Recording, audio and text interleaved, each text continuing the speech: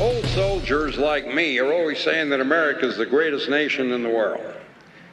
Well, my friends, I'll go one better than that. America is the greatest nation that ever existed under the sun.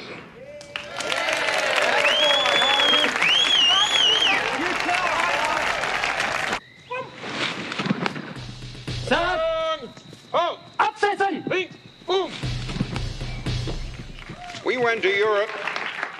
As I was saying, we went to Europe in 1918 in the same spirit that our boys have gone there now, carrying the notion that the values we hold dear were worth our lives and our sacred honor. Ich schließe mit dem Bekenntnis, das der Führer einst aussprach, als den Kampf die Macht im Reich begann. Damals sagte wenn unser Wille so stark ist. In the trenches of the Argonne Forest, one of the finest boys who ever lived died in his sergeant's arms. Sarge, he said to me, tell him Angie Medalia died for the Bill of Rights. Dass keine Not ihn mehr zu zwingen vermag. Dann wird unser Wille und unser deutscher Stahl auch die Not zerbrechen und besiegen. Tell him Angie Medalia died for the Pilgrim's Dream. Tell him Angie Medalia died for liberty.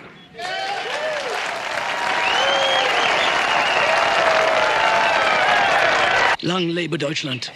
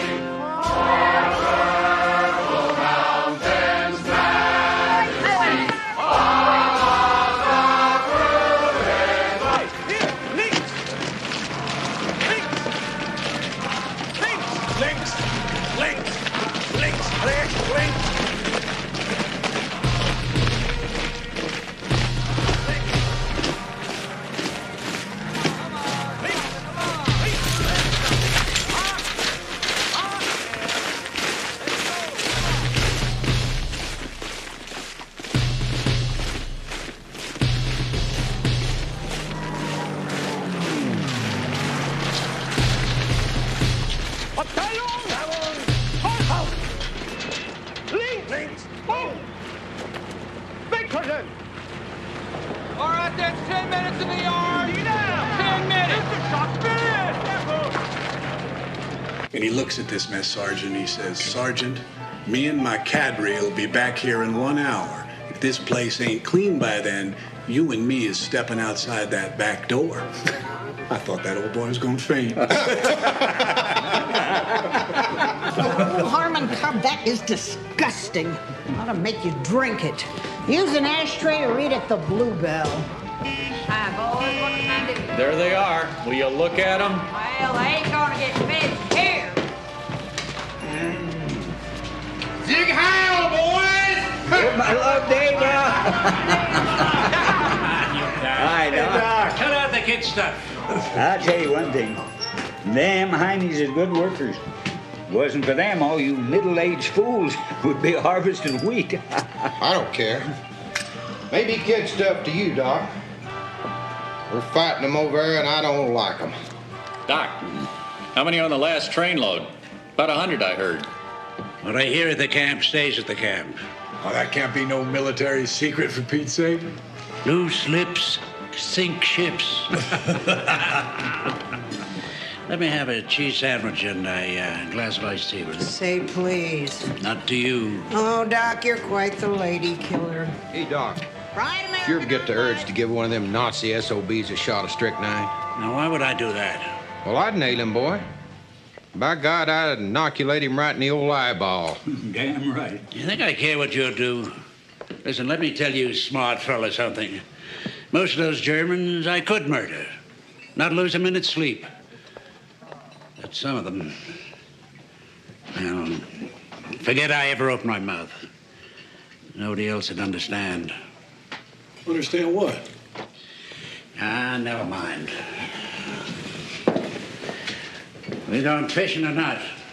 Doggone, George, if you're going to be like that for the rest of the day. Like what? You bring the beer, I'll bring the worms. See you after supper. Forget the sandwich. It took too long. La-dee-da. Boy, he sure took the sunshine out of the day. Thanks for the conversation, boys. Sure appreciated it. Got to get to the office, meet a client. Which client's that, Harm? Jim Beam or Jack Daniels? Older fella lets me call him Granddad. Yeah. I'll tell you why I'm calling, Mrs. Barnes. I'm wondering if you'd mind if I only paid $25 on my grocery bill this month. Would that be all right? Yeah. Well, thank you very much. I sure appreciate that, Mrs. Barnes. Yes, sir. Yes. Oh, I think we can litigate that. Why don't you come on downtown tomorrow? I'll buy you some lunch. Right. Good. Thank you, sir. Hi, John. Going to offer a man a drink, counselor? You know where it is.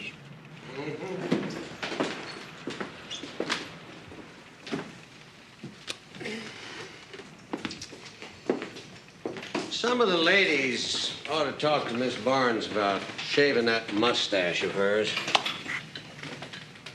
Well, hell, you've known her for 30 years. And there you were on the phone just now, calling her sir.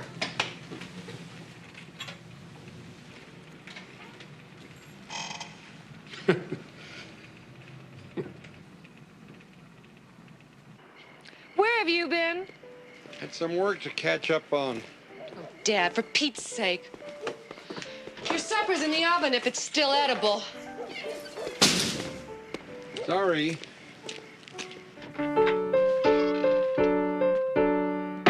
Hi, Grandpa. Hi, Cookie.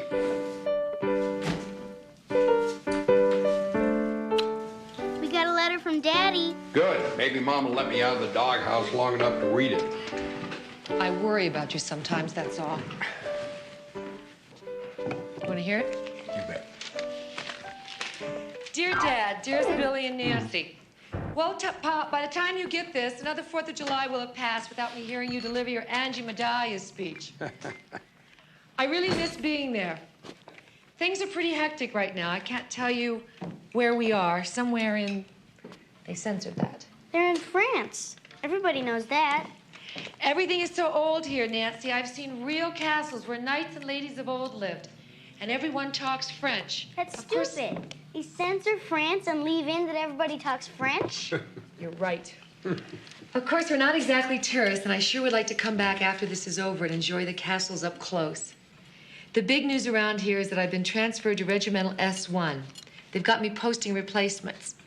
Hey, Pop, you know the Army alphabetizes everything? Well, that's how the replacement battalions send us men. This week was nothing but elemental P's. What we're told to do is send all the L's to one company, all the M's to another. Can you imagine an infantry platoon with 40 guys named Martin in it? Here I am with a master's degree, and I only have to know 5 letters in a row. Sometimes we hear the artillery in the distance and know we're part of something besides a mountain of paperwork. It makes me think about all these Martins and Moskowitzes and Milligans and what's going to happen to them. I hope it's over soon so I can come back home. God, Billy, how I long to... Sorry, this part's for me. Mushy love stuff. I want to hear it. Not on your life. Come on, sweet pea. It's bedtime. Oh, not yet, Mom. Come on, Nancy. I don't want to hear it. Let's go. All right. Can I listen to the Whistler, please? All right, but then it's bedtime. See the letter, Billy, please. Don't read the last paragraph. Why not?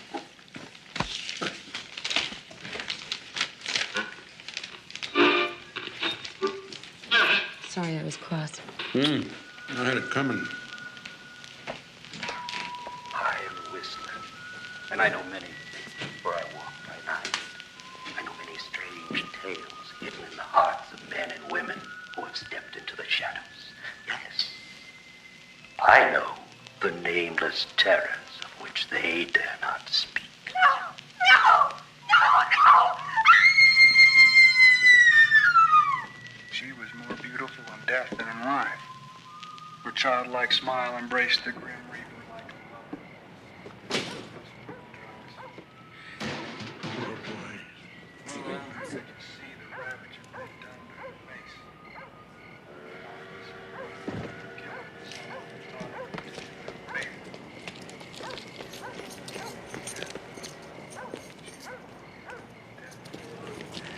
Doc. Never see it. Doc, what's the matter? What happened? Very low. Here, let me give you a hand. No, Shall I call Edna May? I'll get up in a minute and be on my way. I'm not an experienced hero like you know. I need fortification. What you need is a quart of black coffee. Come on. Come on to the house. No. Let me ask you a question. What? Come on down here. I'm tired of looking up. All right, if I answer your question, will you let me pour some black coffee into you? Yeah, sure. Okay. You love your son, don't you? Of course I do. And then just hope he never ends up in hell. All those dead boys. What? Dead soldiers. The ones I know. And the ones I'll never know. What are you talking about, Doc? All those poor boys. None of them ever going home.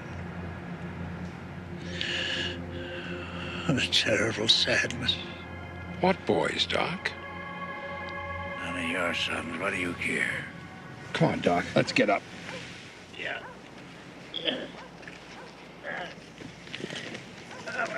Good night. Good night. Parting is such sweet sorrow. And I shall say good night till it be morrow. I didn't make that up, you know.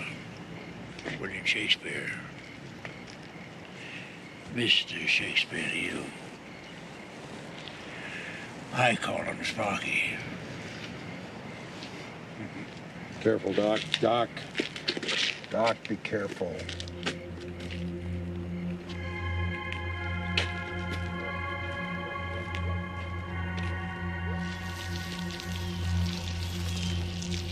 Hey, Pop, look at this. It says we've broken out of Normandy.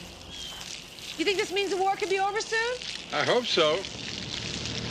Hey, Billy, you got a cup of coffee to go for a man on a run? I think we can manage. Morning, John. Damn this thing. I still can't get over it. I was with Edna May Hansen all morning. Kind of a crowd over there. Looks like you haven't heard. Heard what? Doc Hansen. He's dead.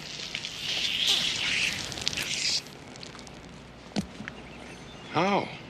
What happened? Captain out the POW camp called me about 6 this morning. They found Doc in the dispensary. Heart attack? No. Beat to death. Oh, no. Who? I'm sorry, Billy. Doc Hansen. Do you know who did it? Some kraut striking a blow for Hitler. They got him in custody. That's all I know. Except that I'd like to be there when I hang him. Thanks for the coffee. I'll bring back the cup.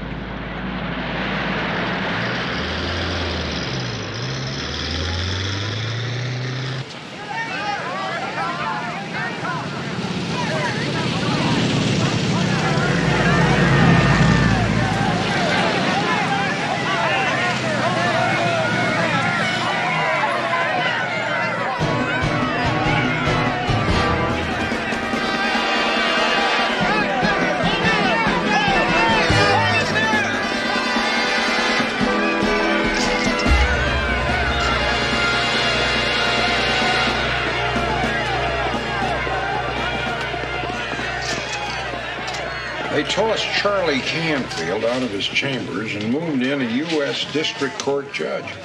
They're going to try that German in a federal court. Federal court? Well, they ought to let me try him with a damn 2x4. That's what they ought to do, you know? Lord, they got marshals over there. United States attorneys? Oh, yeah, Willie Jackson was out there all day yesterday installing new phone lines. You know, what I'd like to know is who in the world are they going to get to defend this crowd?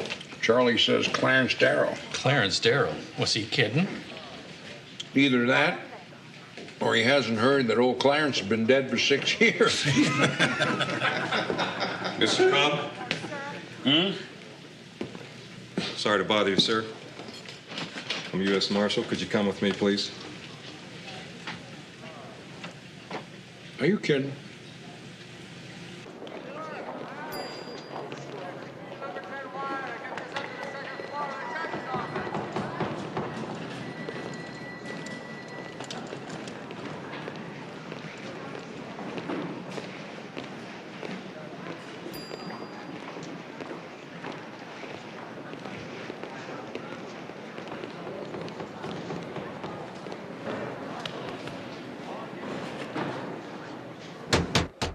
Come in.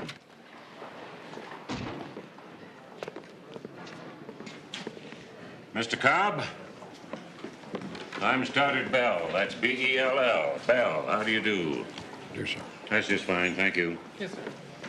I'm sure from all the gossip, you already know there's going to be a U.S. District Court held here. What we're going to do is try a German prisoner of war for the murder of Dr. George Hansen. This is Mr. Domchek. Mr. Cobb? He works for the Attorney General in Washington, D.C. He'll prosecute. Judge, I need to go set up my office. Is that all right? Yeah, go right ahead, Mr. Domchek. Thank you. Good luck. Good man. Reminds me of myself when I was young. Give Mr. Cobb your chair, son. Yes, sir. Sit down. Sit down.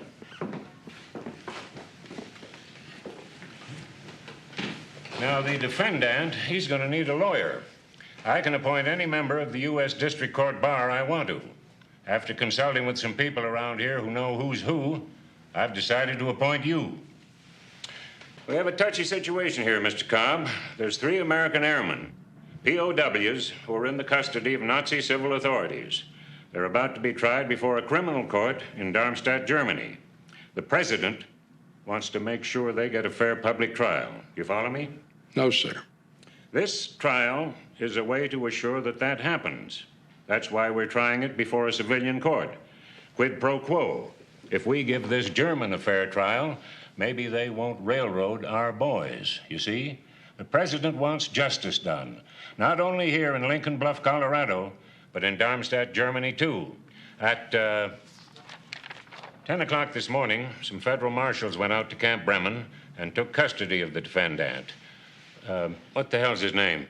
Geiger, Your Honor. Hauptfeldwebel, something. Wilhelm Geiger. What does all that German mean?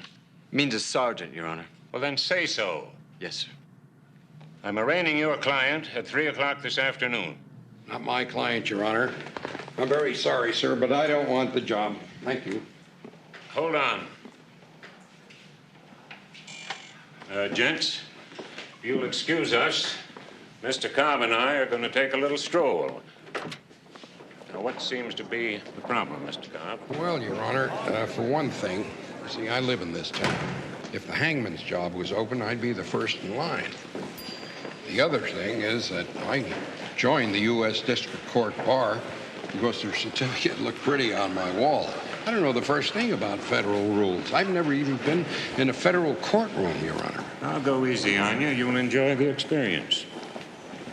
Judge, my only son is over there fighting these people. Now, how in the hell can I defend a German for killing an American? I can't do it. What does the cardboard sign say on my chambers? U.S. District Court Judge. Yeah, but, Your Honor, A law professor once told me that one of the most important things a courtroom lawyer can do is gauge a judge. So to help you out, I'm going to tell you everything you want to know about me. I'm a very thorough fellow. For instance, unless you were cheating on your income tax, you earned $4,331 last year. Pretty slim for a lawyer. I also know you're about that much again in debt.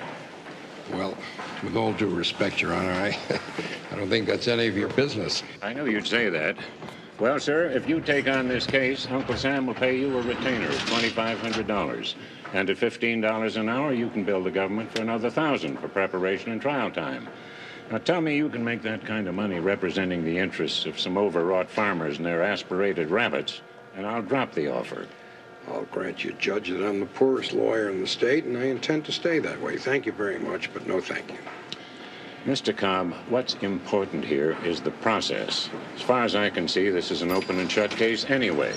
Not asking you to save this German, just defend him. This has got to be an American trial in the American way. It's got to be thorough, it's got to be honest, out in the open, fair as fair can be.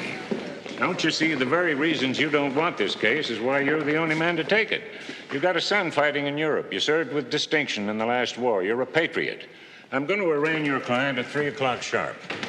If I were you, I'd move for a non-jury trial. I'll grant the motion. Naturally, the first thing you'll want to do is go talk to Mr. Domchek.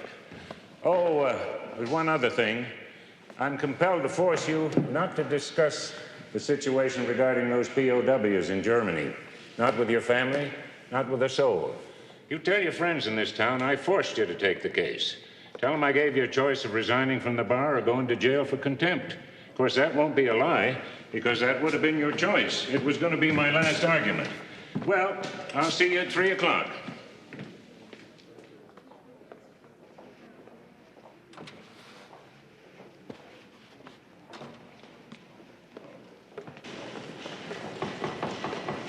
Cobb, put these files in that corner office against the wall. You planning to settle down in our little town, sir? Well, they've given me everything except a home-baked pie. Hey, Mr. Cobb, can you come over here for a minute? I just want to show you what I've got. Now, the county coroner, he's going to testify that the victim was beaten to death with a baseball bat. Sentry, victim arrives drunk. Sergeant of the guard, he finds the body. Commanding officer, he finds your client's iron cross in the victim's hand. He makes the arrest, and then he finds the murder weapon in your client's possession. Army CID expert identifies the victim's hair and blood on the bat. And this is my favorite. German sergeant, he's going to testify that your client wanted to kill Americans for Hitler. Now, here's what you've got. Somewhere. Statement from your client saying that he was asleep at the time of the murder, doesn't know anything about it. And I'll tell you, he's a real doozy, Mr. Cobb. This guy, he could have posed for Uncle Adolf Wants You poster. I think this is a change of pace for you, isn't it? I'll manage. Well, anyhow, in these cartons, there's some studies, classified studies of POW camps, and I can have them sent over to your office if you want. You have an office, right? Yes, sir, I do. Okay. So, where'd you go to law school? Oh, I didn't. Excuse me? I read for the law. What, like Abe Lincoln by candlelight? Yes. I also split rails and wrestled. And I'll bet I can tell where you went to school. Harvard. Harvard, yeah. It cost a bundle, but it taught me a lot. What it's going to teach you is free. I'll see you in court, counselor. Goodbye, Mr. Domchek. Domchek. Right.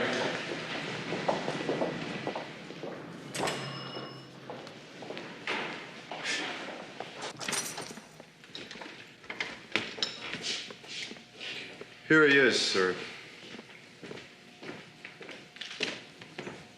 I'm Harmon Cobb.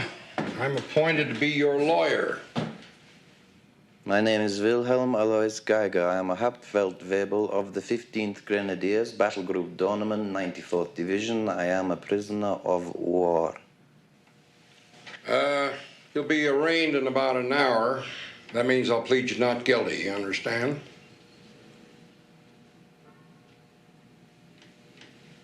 It's gonna be a short defense. My name is Wilhelm Alois Geiger. I am a Hauptfeldwebel of the 15th Grenadiers, Battle Group Dornemann, 94th Division. I am a prisoner of war.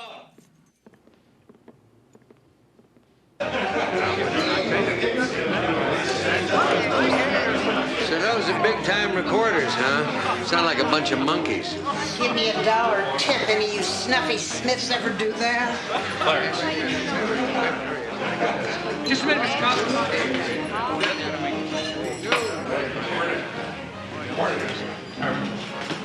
Very well. Morning, Harm. Ginny, cup of coffee, please. Pardon, thanks. Harmon. Jenny, How much do I owe you? 75 cents.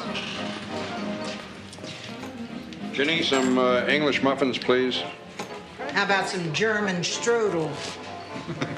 See you boys later. What's going on? Sprechen Sie Deutsch?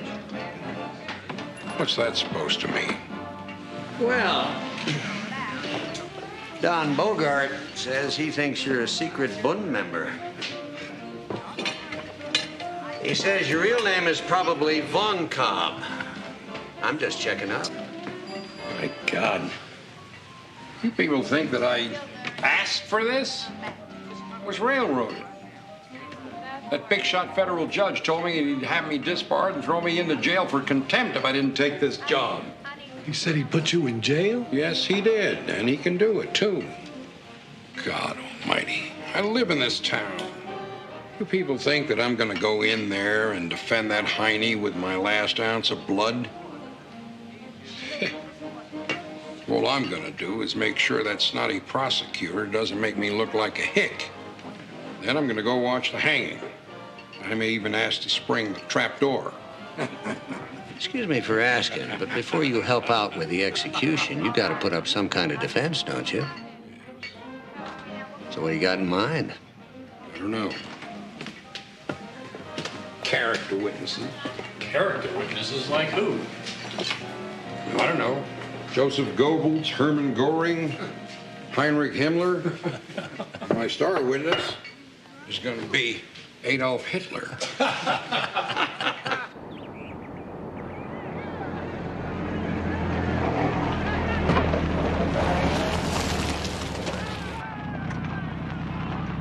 Visitor parking over there, sir.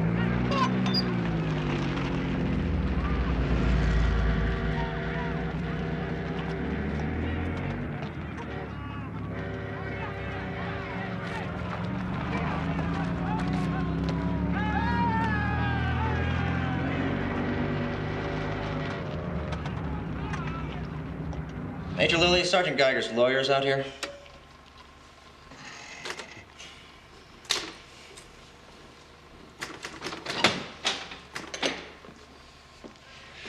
I'm Major Lilly, sir. Harmon Cobb.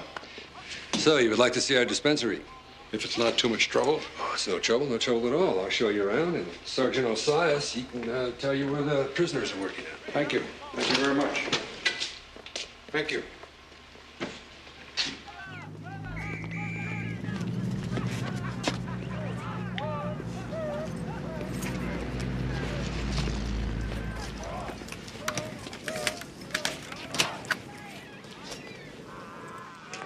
Just so I know how we stand here, sir.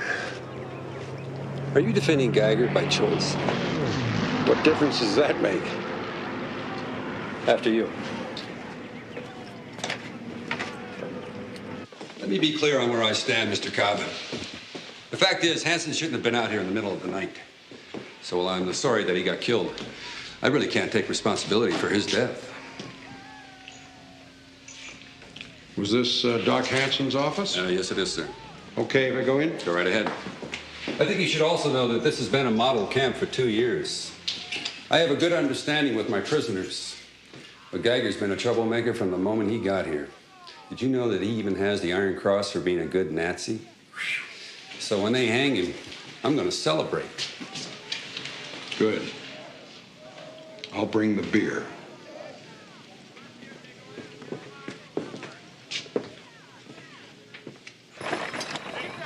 The fellow you're looking for is right up here.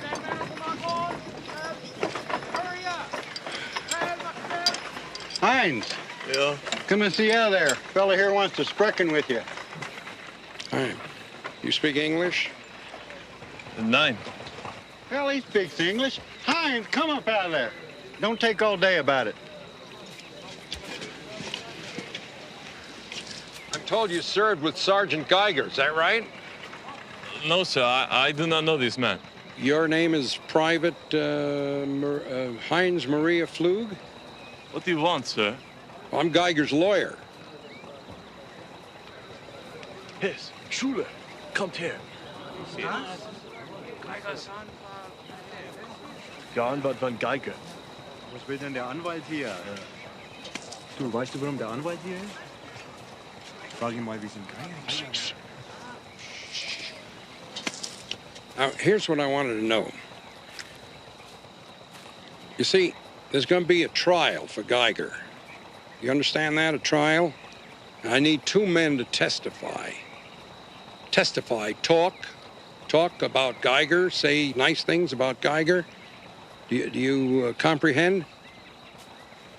Are we being ordered to do this?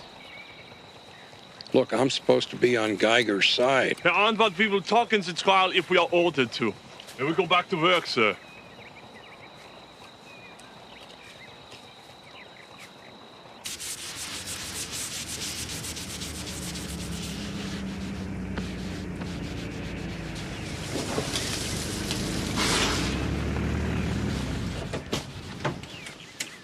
Who did that?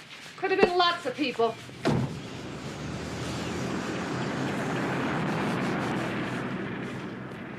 Dad, it's all right.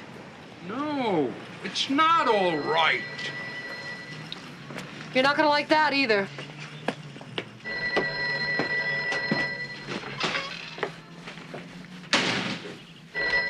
Hello.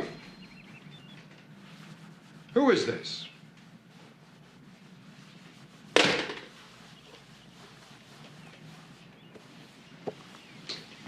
Where's Nancy? Upstairs, nursing a cut lip. Should have fight with Violet Sleed. Nancy! You tell Violet Sleed to go to hell! Rise and shine, Adolf. Out here.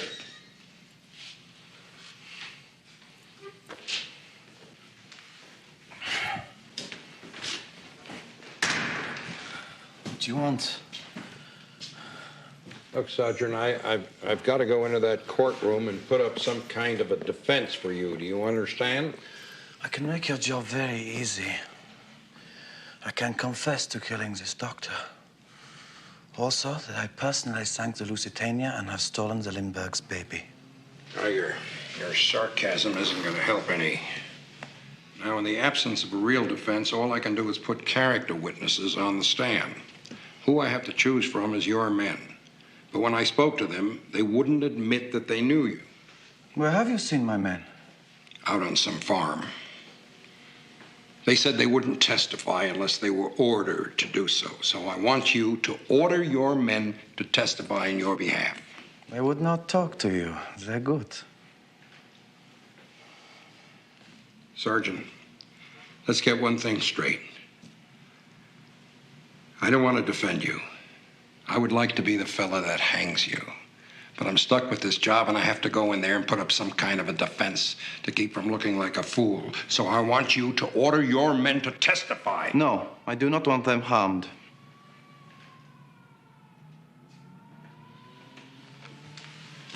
Oh, my God. Nothing is going to happen to them, for crying out loud. This is the United States of America. Not in Camp Bremen. Do you want a defense? Then what about the truth? Shall I tell you about the murder of Ernst Schmidt? Shall I tell you about the Lago Gestapo in Camp Bremen? No. You want only vengeance. So I will not tell my men to testify. For Wilhelm Geiger, you need no defense. You need a defense only for yourself.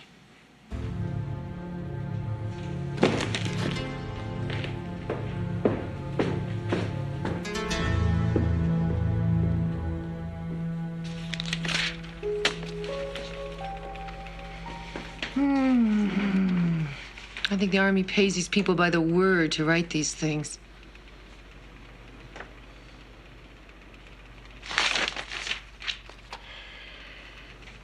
I'm going to look like a fool in there. Got no character witnesses. If I put Geiger on the stand, he'll make a travesty out of it. If I rest without a defense, a tough old judge will have me shot. Should have been a farmer. Maybe you should keep reading.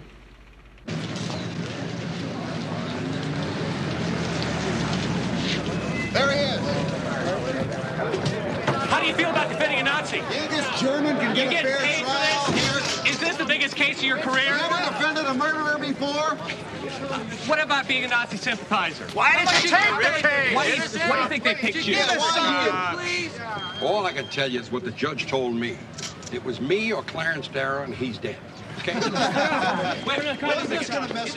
Promise to tell the truth, the whole truth, nothing but the truth, so help you God? I do. State your name. Corporal Adam Swayze, sir. Please be seated.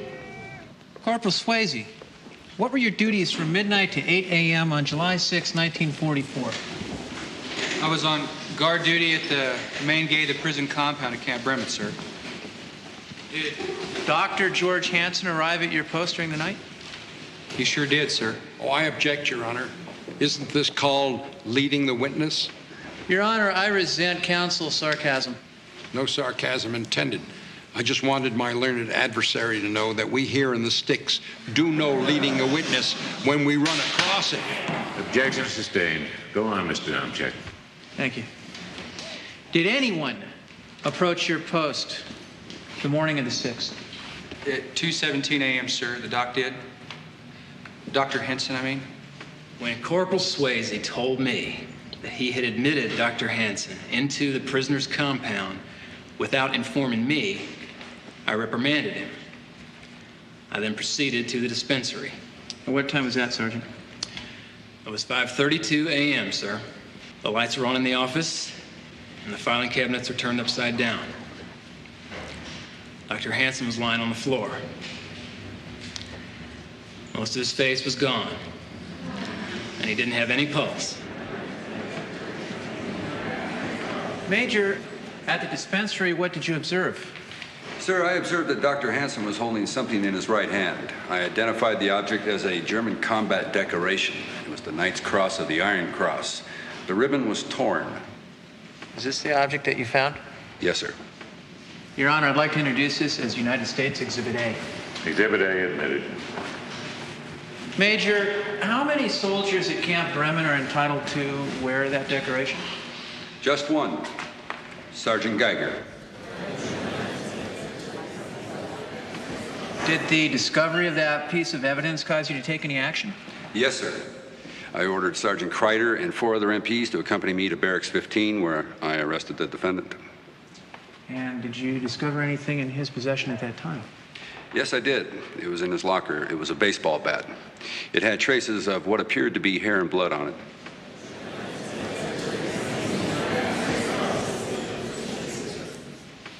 Your Honor, I'd like to introduce Exhibit B, the baseball bat. Exhibit B admitted. Your witness, Mr. Cobb?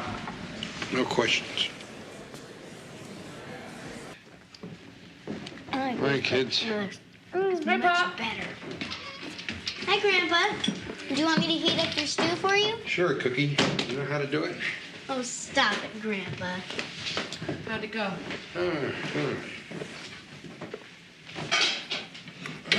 I got a letter from Harry. Oh, wonderful. Read it, read it. Great. What does he say? Wait till you hear. Dearest Billy, also Nancy and Pop, a couple of your letters caught up with me today. It's terrible about old Doc Hansen. He was a great old guy. I hope the Army hangs the blankety blank who did it. What did they censor? Nothing. I censored it. Okay, is everybody sitting down? I made Sargent. Hooray! Yeah. So I'll thank you all to treat me with more respect from now on. There'll also be a welcome addition to the old allocation check. Hooray. I'll have new duties I can't tell you about yet. Don't worry, it's another staff job. Maybe even one where I get to use my brain a little. I'll tell you, Pop, the Army still operates on the same mentality you always talked about. If it moves, salute it. If it doesn't move, move it. If you can't move it, paint it. I don't know if you had the word snafu in World War I, but it's what we live with every day. I'll tell you what the letters stand for sometime when Billy and Nancy aren't in the room. What do they stand for, Grandpa? Situation normal, all fouled up. What's wrong with that? Absolutely nothing. Posting replacements has been getting to me anyway. I keep looking for the names of kids from Lincoln Bluff, but so far nobody I know. Thank God. I'm sorry if I seem down in the dumps. I keep telling myself how much I have to be happy and proud about, especially when I think the rest is just for me. Uh-huh. Mushy love stuff. That's right. Mushy love stuff.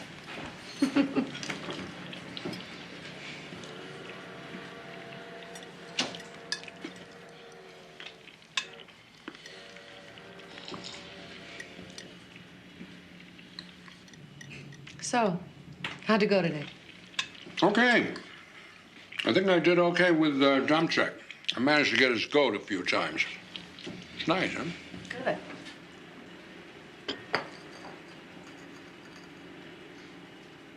So, what else? You should have been a lawyer. All these questions. That was Doc. He was so drunk that night, I don't think he was making any sense. Maybe I shouldn't have let him. What? Walked to his home 2 blocks away? How could you possibly know he would go all the way out to that camp? Yeah. Dad, it wasn't your fault.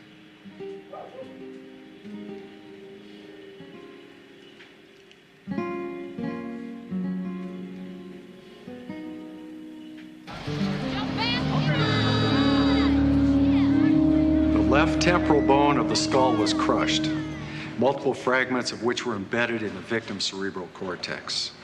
The palatine, nasal, and inferior turbinate bones were also crushed. Speak louder, please. The palatine, nasal, and inferior turbinate bones were also crushed, causing more fragments to penetrate the brain. In addition, the right occipital bone exhibited a lateral crack, also produced by a rounded, blunt instrument. In my opinion, this trauma to the brain produced instantaneous death.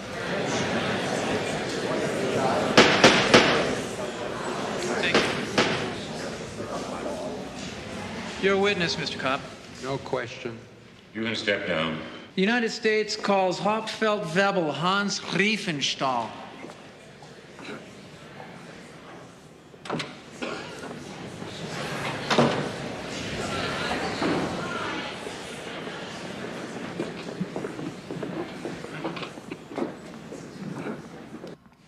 As ranking non-commissioned officer at Camp Bremen, did you have any conversations with the defendant? Yes, sir, when he arrived. Did you and he discuss the question of a prisoner of war's duties? Yes, sir. How do you define them? How do I define them? Yes. I believe it is my duty to obey lawful orders from my captors and to maintain discipline among my men. But I do not believe it is a soldier's duty to murder civilians. I object, Your Honor. Overruled. Continue, Mr. Domchek. So Sergeant Geiger had a different definition? Yes, sir. Sergeant Geiger said that his duty was that he must be the Führer's angel of death in America, to kill any American he could.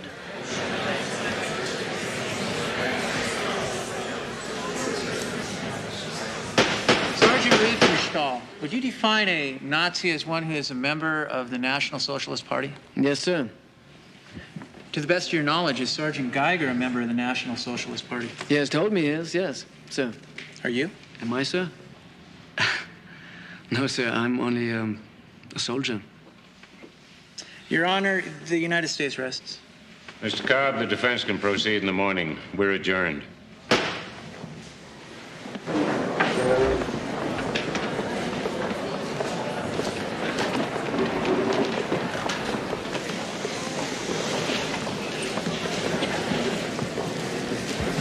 Lawyer, answer me a question. What? What is the year? What is the year? Yeah, you think it is 1944, don't you? But you are wrong.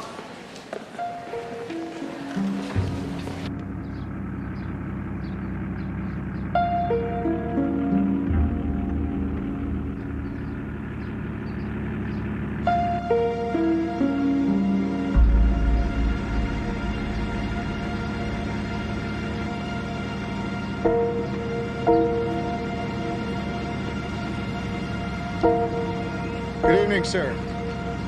Nobody seems to be at home. Are you Mr. Harmon J. Cobb? Yes? I'm Second Lieutenant Jack Morton of the Adjutant General's office at Fort Dawson.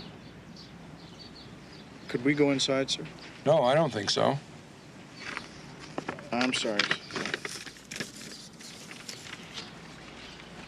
The War Department regrets to inform you that Sergeant Harold S. Cobb was killed in action 5 of August 1944 during combat operations in the European theater of war.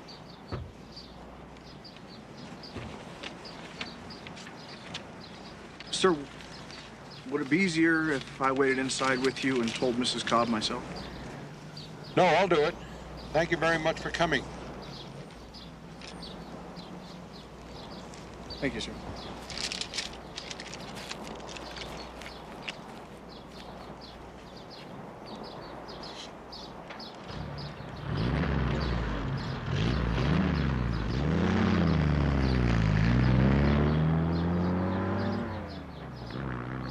I'd replace you if I could, but I can't. Please, Judge. I can't go on with this. I can't even think. Mr. Cobb, I sure can't know the depth of your grief. But this trial's going to finish the way it started, with you at the defendant's table. I'm sorry, but that's the way it's got to go. Today's Wednesday. I'll grant a continuance the rest of the week. We'll reconvene on Monday. I'll be home in Denver if you need to talk to me. Take care of yourself. Thank you.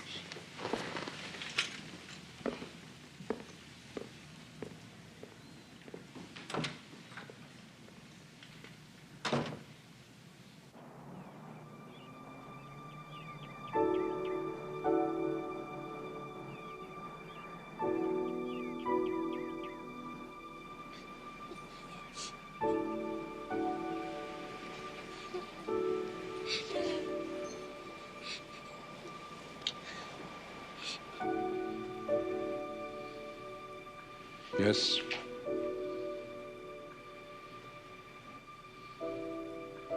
I see. No, thank you very much. I appreciate your taking the time. Thank you, and the best to you too, sir.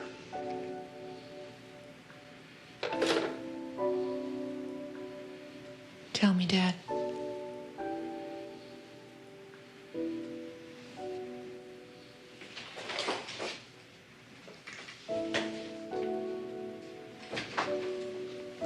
I want to know. Tell me.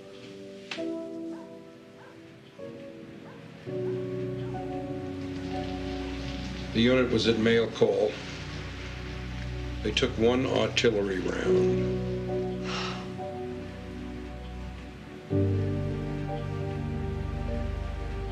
That's all.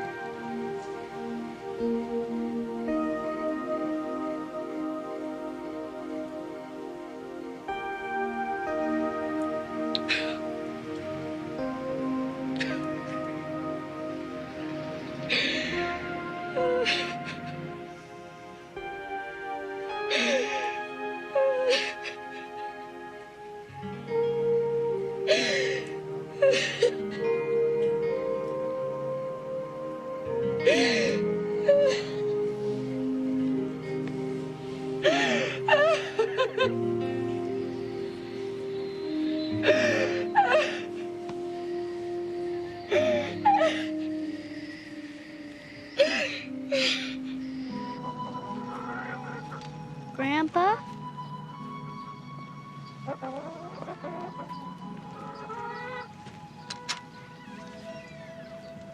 Grandpa, let's go fishing. Please? Mom says it'll be good for you. Go away, Nancy. Leave me alone. Please don't be mad at me. I'm sad too.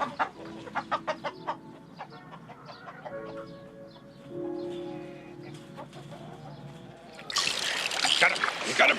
Jeez Louise! It's a whopper! That's it. Use the reel. Use the reel. Let him run. Let him run. Rod tip up. Up, up. Good, good. Come on, fish. That's it. You've got him. Come on, fish. Reel him, Squirt. Reel him. A little more. More. More. There he is. All right. Bring him over here.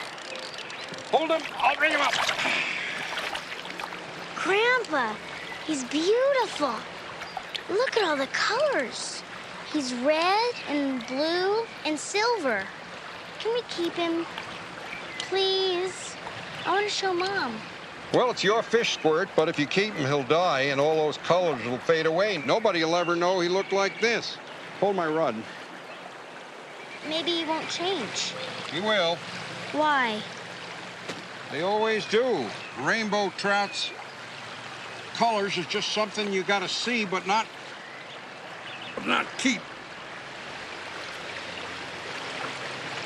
Then, let's let him go. We can remember what he looked like. Everything about him.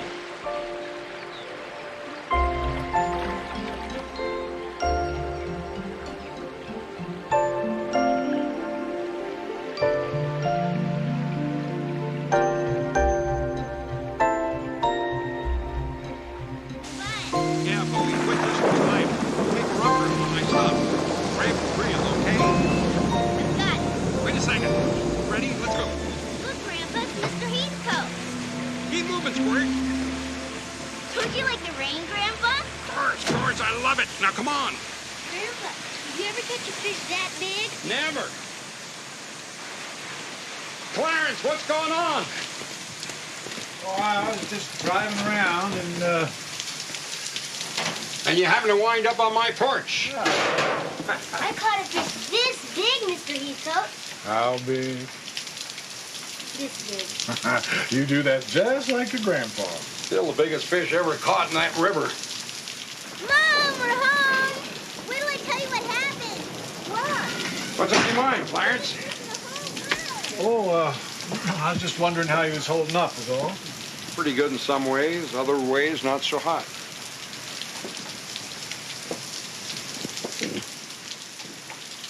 Would you like to come in for a cup of coffee, a sandwich, or something? No. Harmon, I was wondering, what's going to happen when that trial reconvenes? I guess I'm gonna go back to the courtroom and take my seat. I don't suppose there's ever been any question about that German fella being guilty as sin. Of course, you got to do your very best for him, no matter what. That being what you might call the American way, you know. Feller's innocent until he's proven guilty. No matter what he done. You giving me a civics lecture, Clarence? No. Heck no. I was just wondering what you'd do if you'd had any kind of case, that's all. Well, so far I haven't had that problem, but if I did, I suppose I'd put up a defense. In which case, I probably would have to move to another town. Is that about it, Clarence? Yeah, sure. Well, I'll see you later, hon. Sure you don't want to come in for a cup of coffee till it blows over? No, I got some errands I got to run.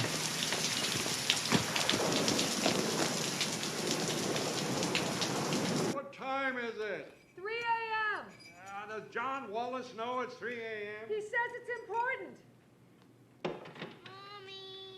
Crying out loud. It's all right, honey. Mommy's coming. What's the matter? Truck stop closed? I just thought it was time I brought back your cup. What's going on, John? Well, about an hour ago, Clarence Heathcote woke me up, so I thought I'd pass on the favor. He brought me something real interesting.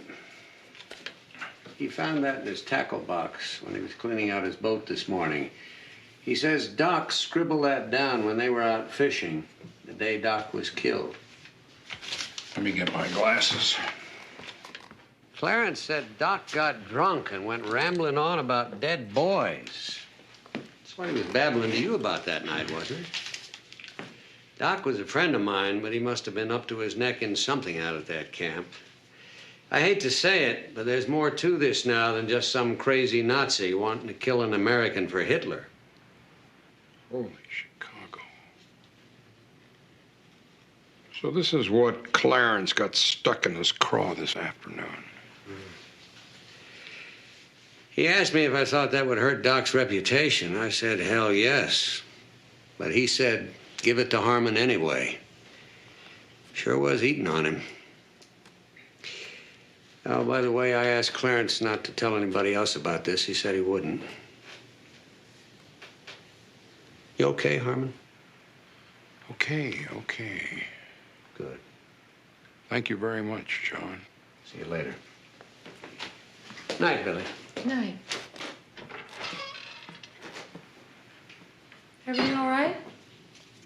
Billy, come over here and listen to this. This was written by Doc Hansen the day he died. He got drunk and he wrote this. Sir, Camp Bremen is hell on earth, a place of death. If what I am about to reveal results in the criminal prosecutions of myself and others, so be it. I have harbored this burden with great difficulty, and with the murder of Corporal Ernst Schmidt, I can carry it no longer. That's it. That's all there is. Corporal Ernst Schmidt. I remember talking to Geiger. I told him something about this being the United States of America, and he said something about the murder of Ernst Schmidt. I didn't know what the hell he was talking about. I wasn't even listening to him. Oh, my God. What am I going to do?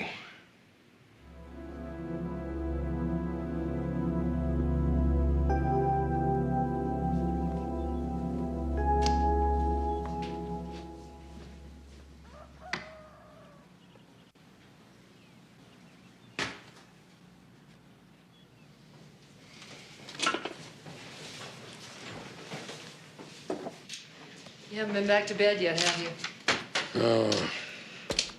No point trying to sleep now. I'm too nervous. My 5-day continuance is 4/5 gone. I've got a little better than 24 hours to prepare a case, and I don't even know what it's about yet. I was going to wait till a decent hour, but the hell with it. Time to stir up the hornets. Major Lilly. Morning.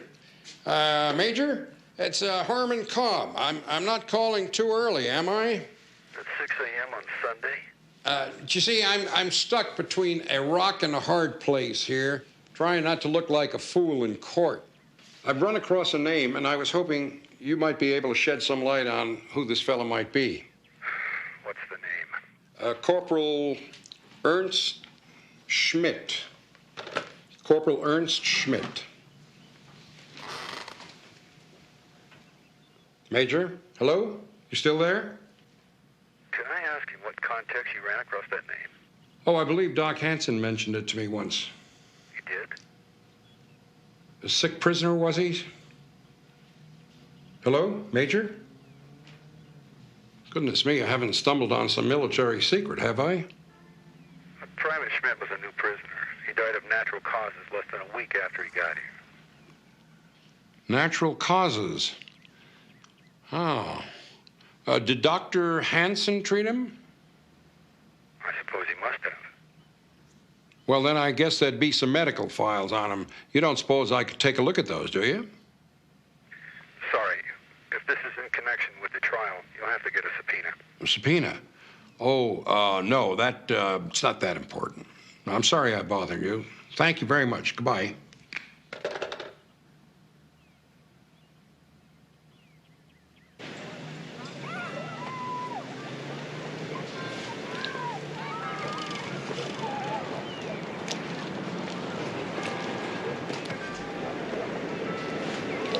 Edna May?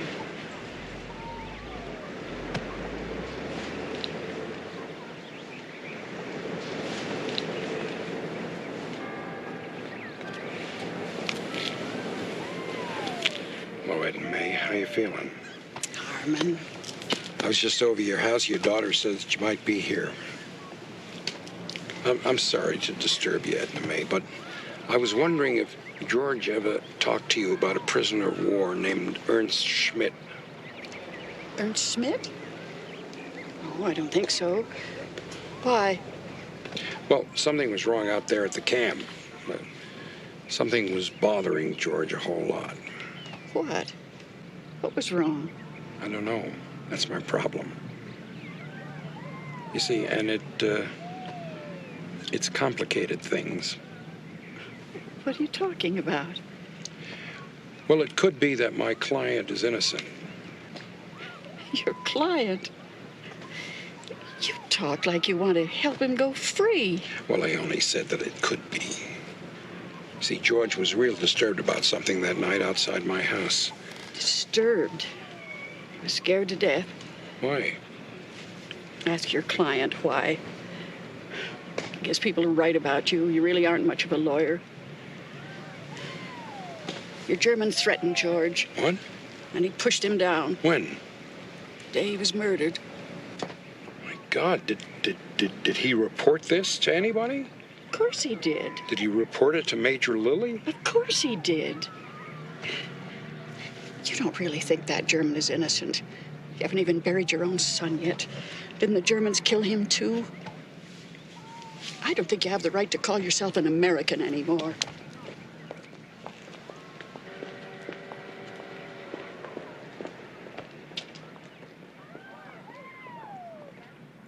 The other day you tried to tell me about Ernst Schmidt. I wasn't interested. Now I am. Who was he? Was he murdered? Yes. You still interested? Come on out here. Why did you attack Doc Hansen the day he was murdered? I was wondering when that would be used against me. The prosecution rested without bringing it up, so for the moment it's just between you and me. So you are my advocate? Well, I suppose that's what a lawyer is. Did you kill Doc Hansen?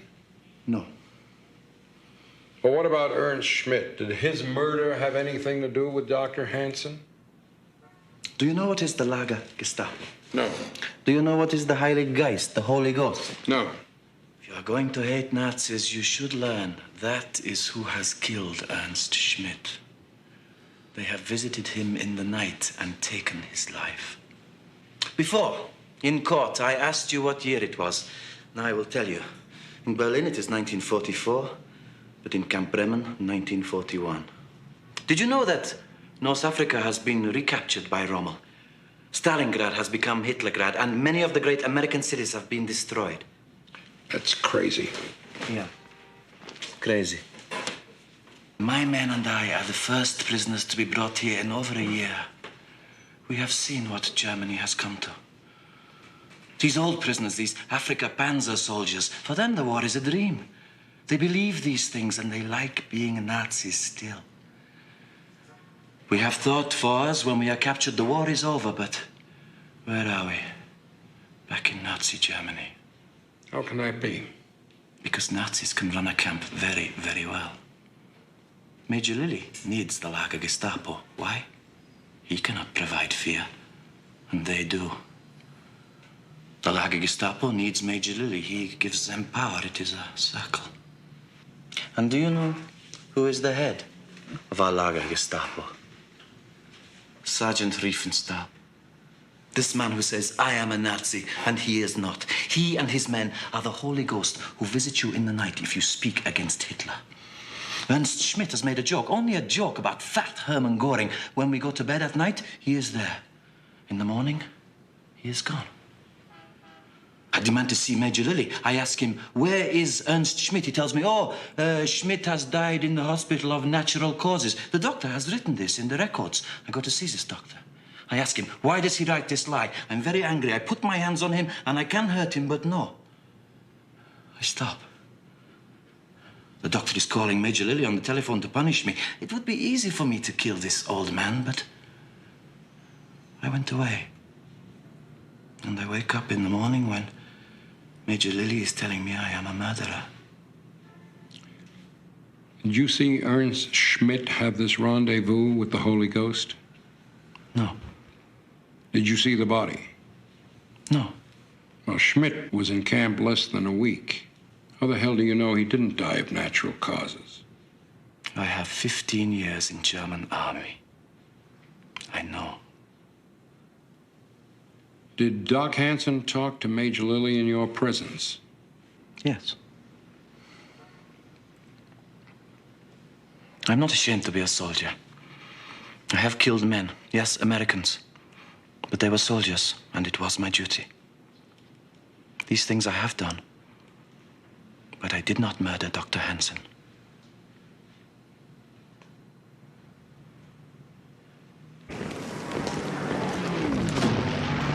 Major?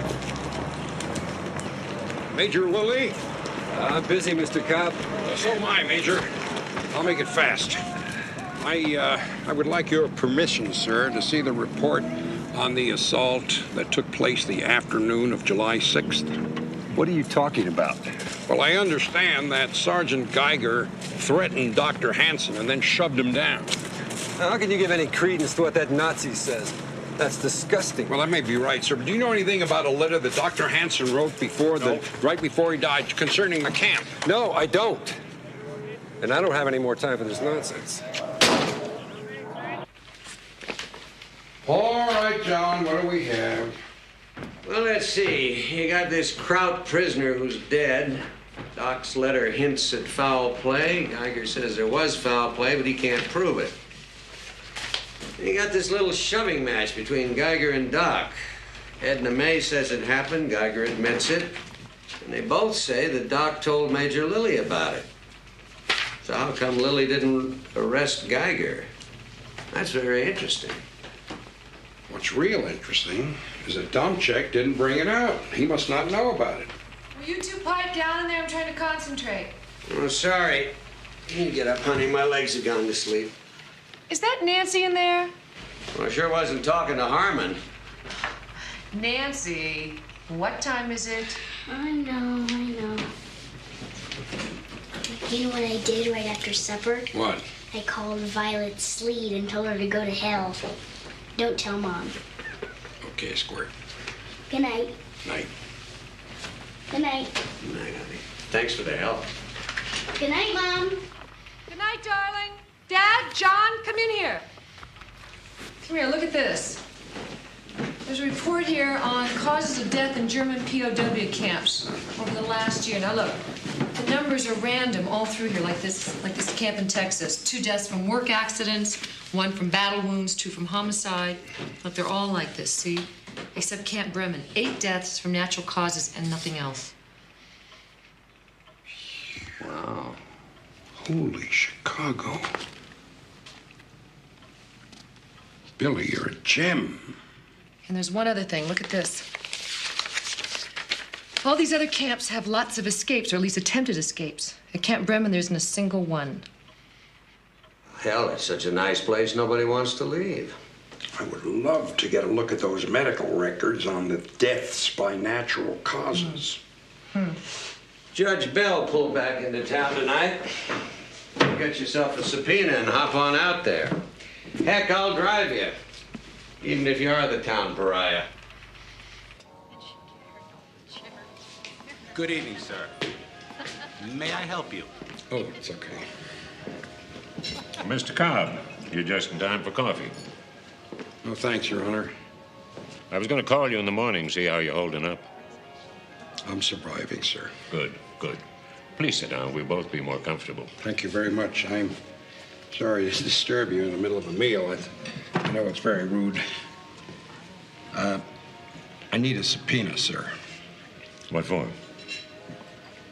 Well, I need some medical records from Camp Bremen. What way would medical records be germane to your case?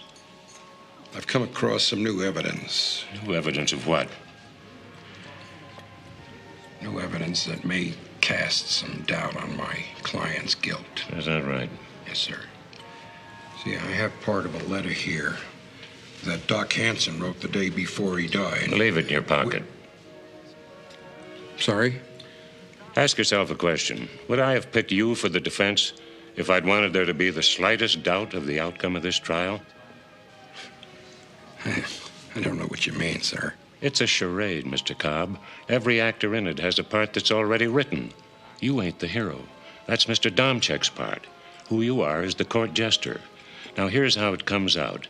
Right after you make your closing argument tomorrow afternoon, I'm going to find Hauptfeldwebel Wilhelm Geiger guilty of murder. Then I'm going to sentence him to hang.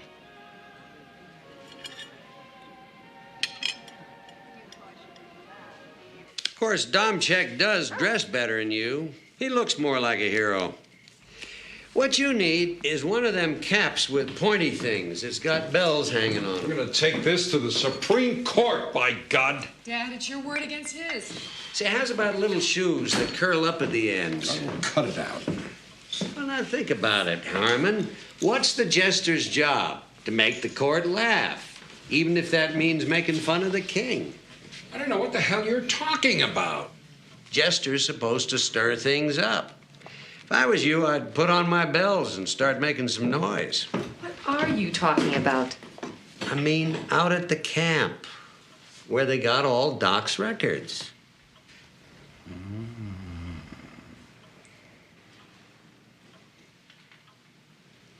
You wouldn't. I've got another pair of those pointy shoes, just your size. My size? Billy, find me a flashlight. Pop! A sweater! Let's not be hasty here. Pop, you're not going to do this. I'll meet you down at the car. Oh, well. I was planning on getting in a new line of work anyway.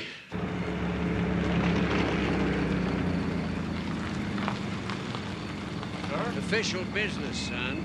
We have to speak to Corporal Swayze immediately. Right over there, sir.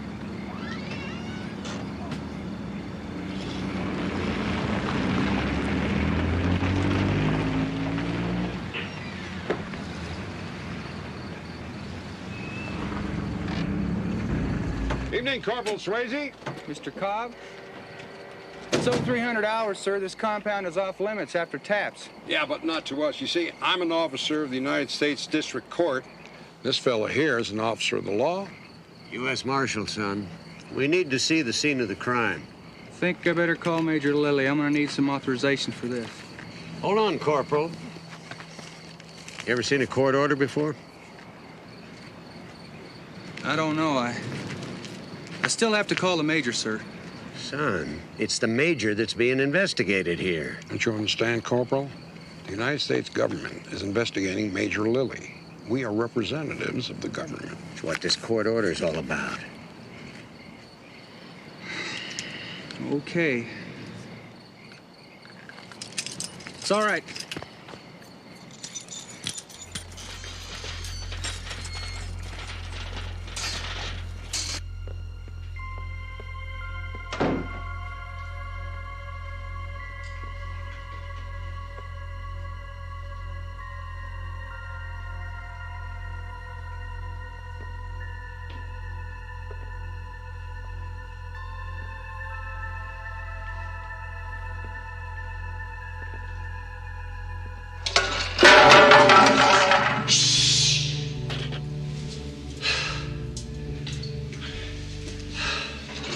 This.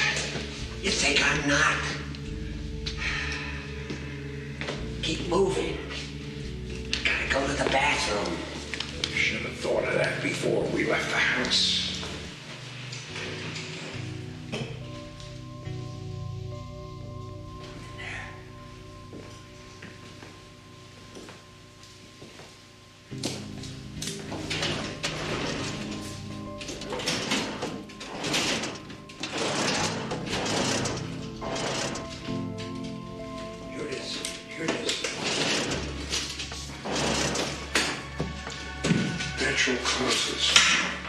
Natural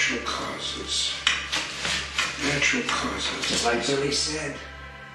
Right here, the latest one is Ernst Schmidt. The earliest is March of 1943. That's a year ago. All signed by Doc Hansen. This give you any ideas? What? Shote? Funeral director. Yeah. Now I'm gonna go to the bathroom. Get this stuff put away. Hurry up, hurry up.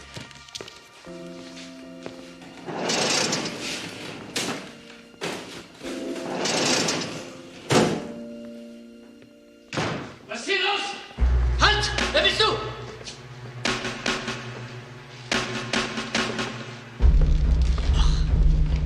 Du bist doch der Anwalt von Geiger.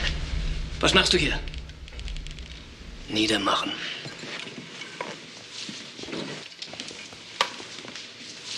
Stand in the back, Fritz! I'll blow a hole in your head! Get out of here! Schnell! Raus! Verziehen uns. Verflucht, die zwei wissen Bescheid. Wir müssen uns mit sprechen.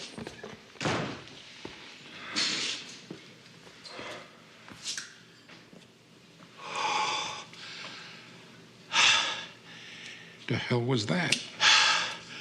I don't know. Let's just get the hell out of here. Hey, Corporal, who the hell are those krauts with baseball bats we just ran into? It's just the German security patrol, Marshal. Fun, ain't they? You mean they're there and you're out here? Yes, sir. After taps, that's how it works. Wow. Will you testify to that in court? Let me tell you about guys opening their mouths about this place, sir. Look, this is real easy duty here. It's just hear no evil, see no evil. This one MP, he decides he's gonna write to Inspector General. Guess what happened to him? He found stolen property in his locker. He went to the stockade. Do you have any idea what happens to an MP inside a stockade, sir? Okay, fair enough. But listen, Corporal, you are already a witness in this trial. I could recall you if I wanted to. Put you on the stand as a hostile witness, and you'd have to tell the truth. Of course, if you were scared, and I guess I don't blame you for that, you could say you hadn't seen anything, and then that would kill the case. But you know what? If I can do what I want to do, I can bust this camp wide open, and you never have to worry about ever being in any stockade.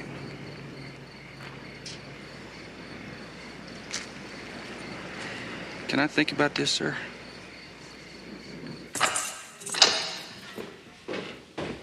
There isn't much time. When I call you, tell everything you know, including your fight with Dr. Hansen.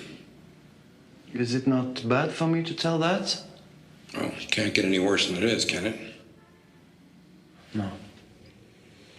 I'm sorry about your son dying. Thank you. You have a family at home? Yeah. My father. My mother were killed in Heilbronn. In the bombing. Oh, sorry. I'll call you to the stand. You'll be second. We're in session. Mr. Cobb, you're up. Thank you, Your Honor. Be seated. The defense calls Mr. Clarence Heathcote.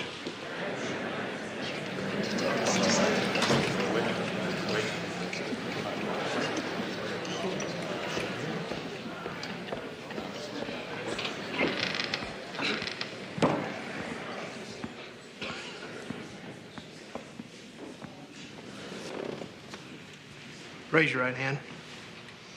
You promise to tell the truth, the whole truth, nothing but the truth, so help you God? Uh-huh, I do. State your name. Clarence Heathcote. Thank you. Clarence, I'm going to hand you a piece of paper. I want you to describe it for the court. It's a sheet of paper from George Hansen's prescription pad, and it's got some handwriting on it. Mr. Cobb, approach the bench.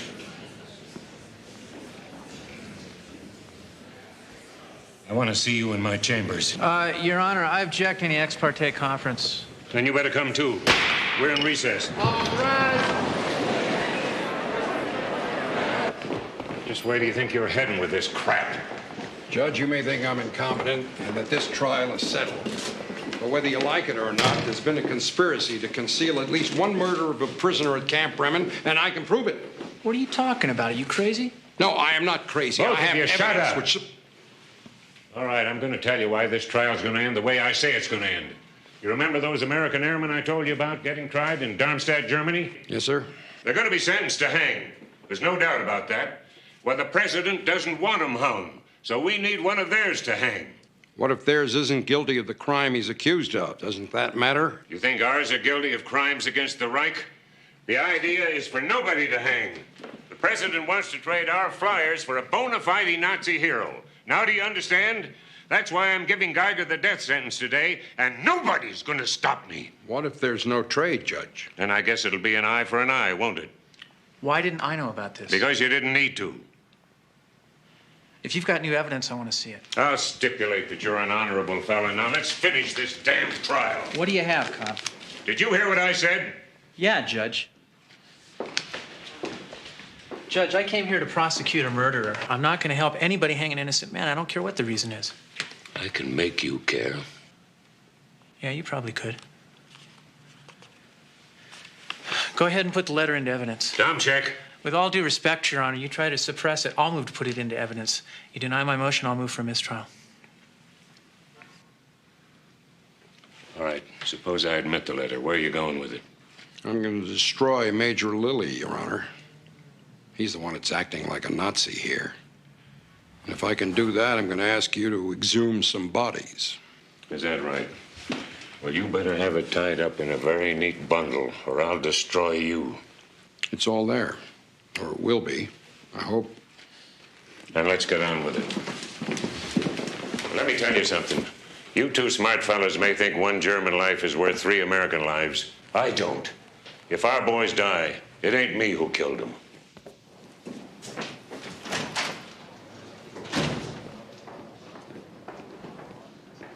Camp Bremen is hell on earth, a place of death.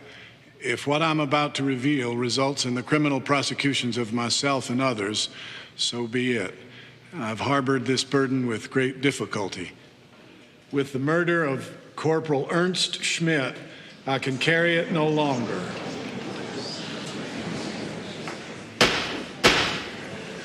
Thank you, Clarence. Mr. Domchak? No questions. You may step down, thank you. Any further witnesses, Mr. Cobb? The defense calls Sergeant Wilhelm Geiger. So, after Schmidt's death, you went to Dr. Hansen? Yes. I told him I believe he is lying. I am sure Schmidt was beaten to death. Then what did Dr. Hansen say? He told me to get out. What did you do? I pushed him to the floor.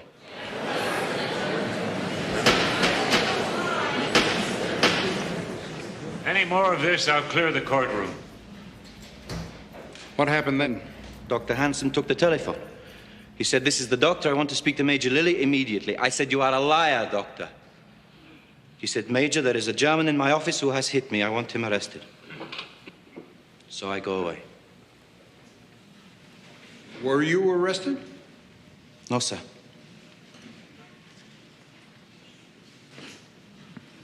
Sergeant, what is the Lager Gestapo? It is they who patrol the camp at night. In Germany, we have the Gestapo. They are the Führer's secret police. They can kill you if they wish. In Camp Bremen, they call themselves the Lager Gestapo. Sergeant Geiger, did you kill Dr. George Hansen? No, sir. Major, on the day before Dr. Hansen's death, the 5th of July, did you receive a telephone call from Dr. Hansen? No, sir, I did not. Really? He didn't call you to tell you there was a German in his office who had just knocked him down? Absolutely not. Tell me, sir, what kind of security do you have out there at night? Well, the compound is guarded by military police. Outside or inside? Well, there isn't any need for them inside the compound. The prisoners are locked into their barracks. So they're not free to wander around with baseball bats? Of course not. Tell me, sir, what is the procedure of disposing of a body of a prisoner who's just died? A death certificate is filled out by the attending physician. It's endorsed by me. Then the body is transferred to a civilian contract mortician. In the recent case of the death of Corporal Ernst Schmidt, who was the attending physician? Dr. Hansen. What did the corporal die of? As I recall, it was natural causes. Natural causes? What does that mean exactly? He died in his sleep from old age? Doctor determined the cause of death, sir, not me. Natural.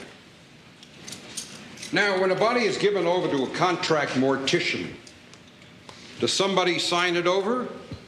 Yes, I do. Do you look at the body then to make sure it's the right one? Of course. So you actually saw Corporal Schmidt's body when he was given over to the mortician? Yes. What did it look like, Major? Well, actually, it was covered up. You just said you looked at the bodies when they were given over to the mortician. I only looked at his face. Well, what did his face look like? Was it normal? Was he beat all to hell? Was he smiling? Did he wink at you? Knock that off, Mr. Cobb. Sorry, Your Honor. Tell us, Major, what did the corporal's face look like? Normal. Thank you, sir.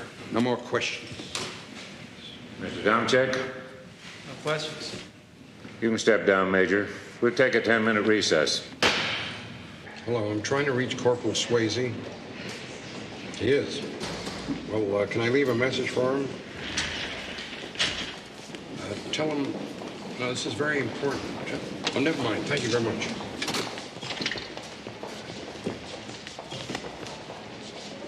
What are your duties, Corporal? I'm a military policeman, sir. My job is to guard the prison compound at Camp Bremen. You have towers out there like a prison? Yes, sir. We also use the guard shack at the main entrance, and we have one-man patrols around the perimeter fence. How about inside the compound? Two-man patrols from Reveille to Taps. You don't patrol inside at night? No, sir. After Taps, the Germans take care of that for themselves. They're not locked up? No, sir.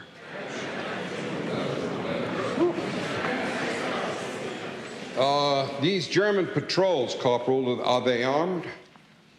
Well, sir, about a year ago, the Army supplied the camp with a whole bunch of baseball equipment. Germans don't play baseball, sir, but they sure did find a use for them bats. Corporal, have you served in any other prisoner of war camp? Camp Dean, North Carolina, sir. Is that the way they ran things there? Not on your life, sir.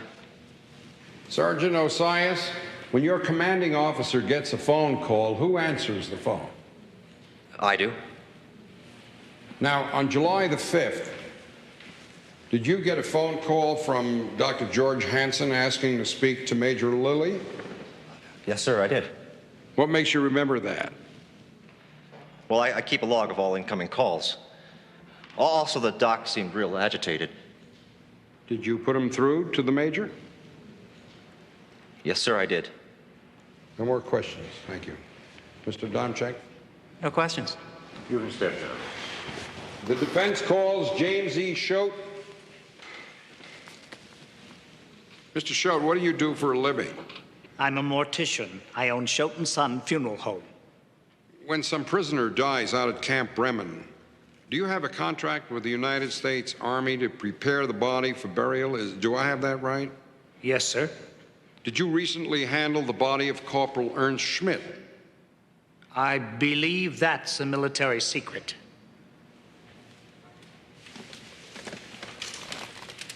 Military secret? Is that what you said, Mr. Schote? Who told you that? Major Lilly did. Well, it isn't one. Answer the question. Yes, sir. So you did handle the body of Corporal Ernst Schmidt? Yes, sir. Tell me, Mr. Schote, what did the body look like? Well, sir, it had both arms broken, massive bruises in the kidney area, and extensive fractures of the facial bones.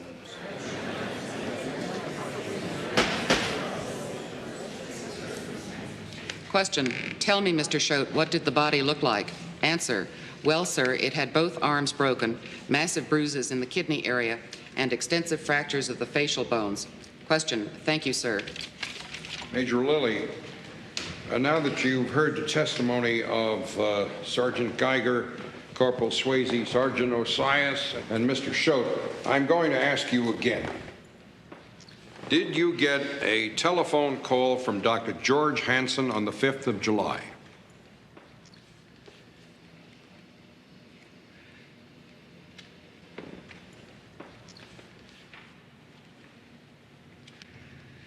I ran the tightest POW camp in the Army.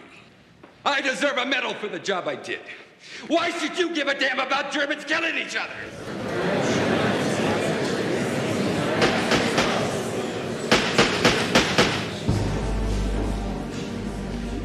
Major, I ought to inform you about now that under the provisions of the Fifth Amendment to the Constitution, you don't have to testify to anything that might incriminate you. Then I won't answer any more questions. Bailiff, I want this witness held pending arraignment for perjury. Your Honor, I move that the body of Ernst Schmidt be exhumed.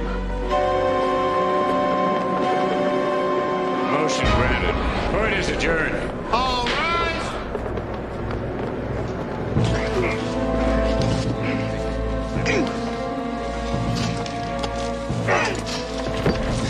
Open it.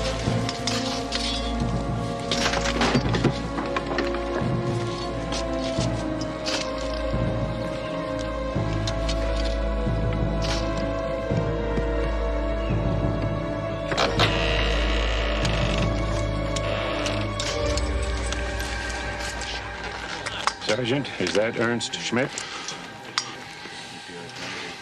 Yes, sir.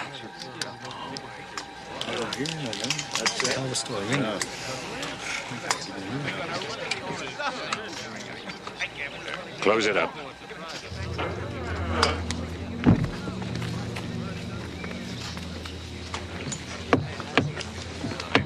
How many more of these are there? 7. Well, then we'll open them all up. Move for acquittal and I'll grant it. I guess this turned out all right. After I've convened a grand jury, I'll probably end up with a whole mess of condemned Germans for the president to trade. Of course, you gents understand, I'll be taking the credit for this whole thing. Mr. Cobb, I knew all along that you had what it takes, and I'm going to tell that to the Attorney General.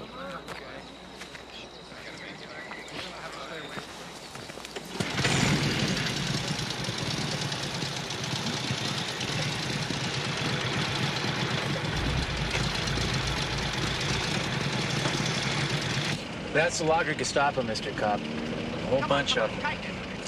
They've been talking fast and furious the past few days. I think we finally figured out exactly what happened.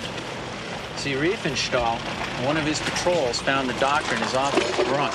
He was writing a full confession about how he falsified the documents to the 8 Germans. So he murdered him, personally. The Nazis hated Geiger, by the way, because he wasn't intimidated by him. So they framed him.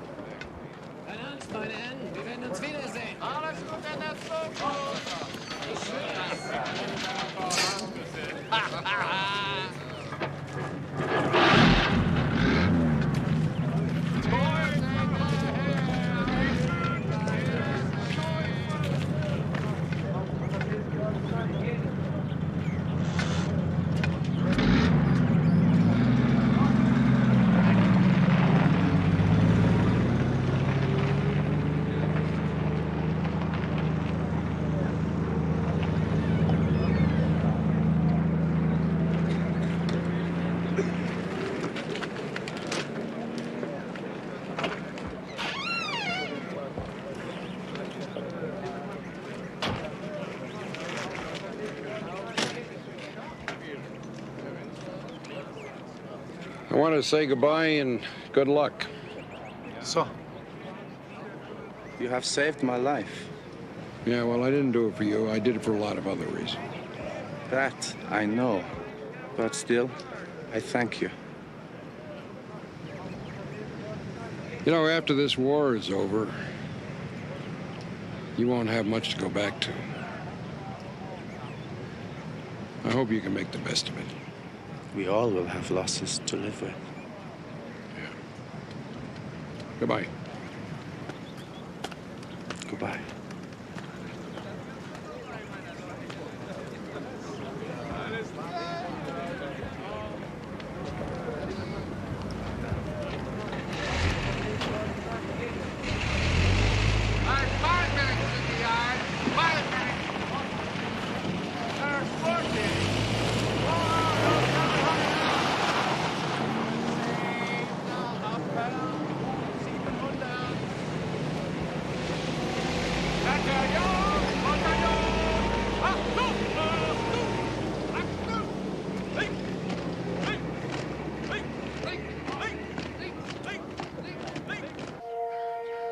And though Harry lies in France, this stone marks his passing for all those who knew him and loved him. Both as the great kid he always was and the fine teacher he became. We'll sure remember he was here. Detail, forward, Holmes. Detail, ready? Aim, fire! Holmes! Freeze in! Holmes! Lord is my shepherd, I shall not want. He maketh me lie down in green pastures. He leadeth me beside the still waters. He restoreth my soul. He leadeth me in the paths of righteousness